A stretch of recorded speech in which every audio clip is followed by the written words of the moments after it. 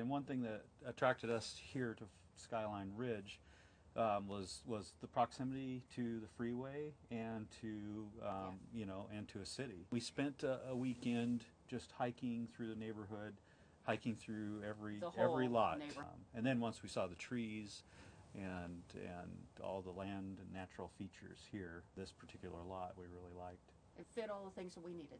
Yeah. So it was space, it was price, it was location, all those things that were important to us. Had an opportunity to meet other people here in the neighborhood, and people are fairly well like-minded. I mean, they're coming out here for similar reasons. They, it's that they want some privacy, that they like being outdoors, and it's honestly pretty quiet. I mean, for being so close to the freeway, it's really quiet and it's nice.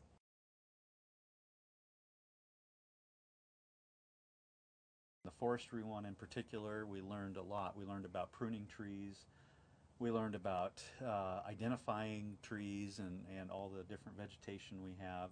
So we've learned about that. And then spending time with the forester, walked around and walking the whole property, which was nice. I mean, that was an important aspect because we wanted to be able to potentially actually treat this as a forest. But we want to keep them as healthy and work the forest management plan. Yeah, I mean, that's been our goals, try and work it.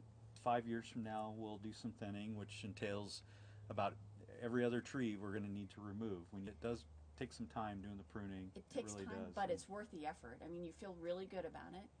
It's not been that hard, and once you get the basic tools that you need, and again, the classes, they talked about that, and it was really good. And being able to do that and then talk with them and spend some time out here, and then the different classes for things that you can do for other revenue. I'm looking forward to potentially maybe planting some truffle trees, and we get them growing naturally here. We've actually found a huge variety of mushrooms up here, so.